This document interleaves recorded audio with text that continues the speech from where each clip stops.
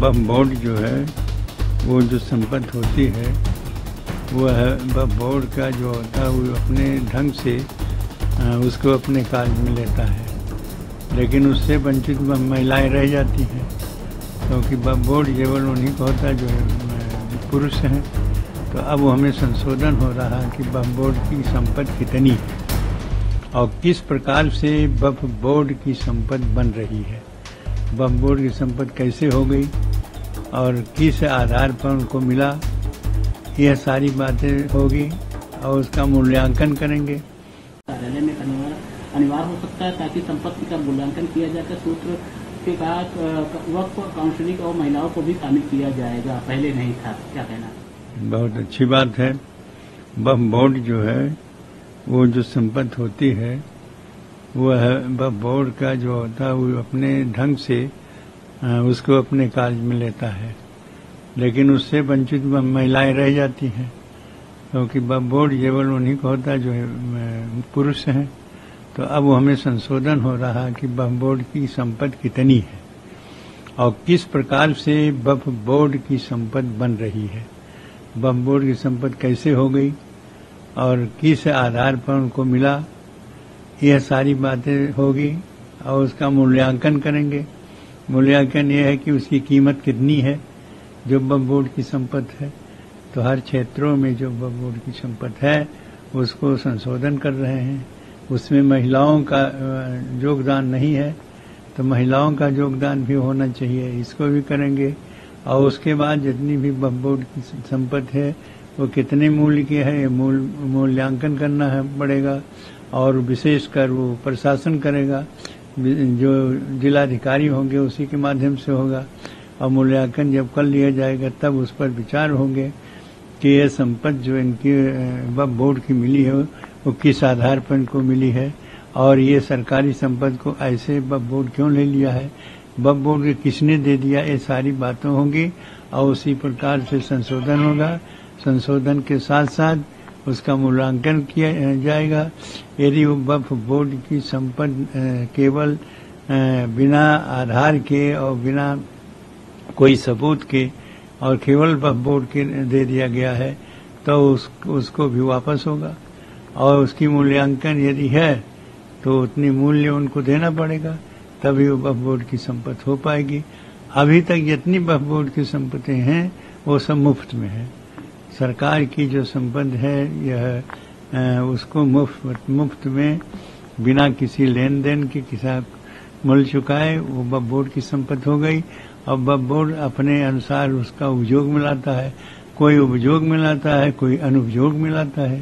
तो ये सारी समस्याओं का समाधान यही है कि उसका मूल्यांकन किया जाए और उससे महिलाओं का भी अधिकार हो और इस तरह से इसका मूल्यांकन स्वयं जिलाधिकारी के माध्यम से होगा और तब वो सरकार को सौंपेंगे, सरकार उस पर भी विचार करेगी। क्या मंदिरों की हाँ, मंदिर की वक्फ बोर्ड होता नहीं, मंदिरों में ये होता है कि दान होता है, किसी ने दान कर दिया और रजिस्ट्री नहीं किया तो ऐसी संपत्ति वो मंदिर की होती है। किसी ने दान करके किसी व्यक्ति को दे दिया, वह उसका रजिस्ट्री नहीं होती, उससे दान लिख करके दे दिया जाता है। तो यह सब किया जाएगा कि नहीं, इसमें ये संपत्ति चाहे उनके वक्फ बोर्ड के हो चाहे दान के हिंदुओं की हो, वो दोनों संशोधन होंगे, दोनों पर यह विचार किया जाएगा कि यदि वो संपत्ति है और उनको दान के रूप में मिला तो दान के रूप में फिर उस पर जिलाधिकारी मूल्यांकन करेगा, फिर सरकार उस पर विचार करेगी।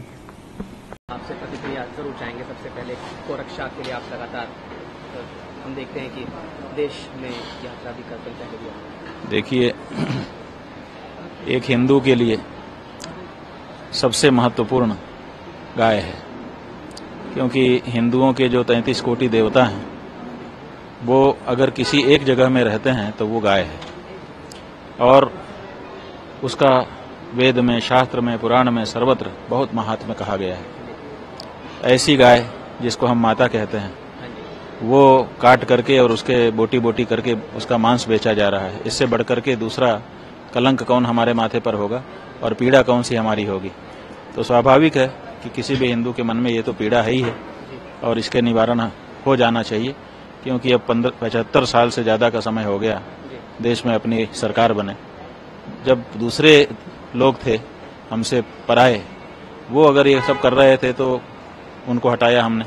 इसीलिए तो स्वराज्य स्थापित किया था कि गौ माता की हत्या रुक जाए, वो नहीं रुक रही है। तो इसीलिए ये सब प्रयास करने पड़ रहे हैं और आगे और भी जो प्रयास करने पड़ेंगे हम लोग करना चाहते हैं। किसी भी दशा में गौ हत्या को अब स्वीकार नहीं करना चाहते।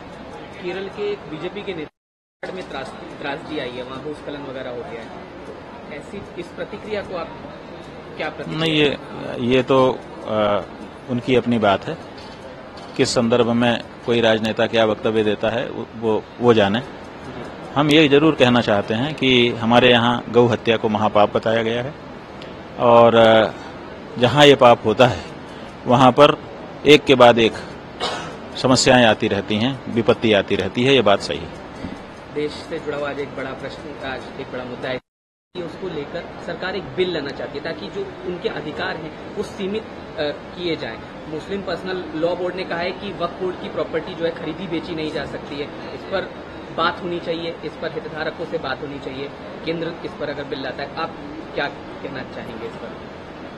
नहीं, हम ये कहना चाहेंगे कि हमारे मंदिरों में जो सरकारें प्रबंधन के नाम पर आकर के बैठ गई हैं, उनको मंदिर का परिसर छोड़ देना चाहिए।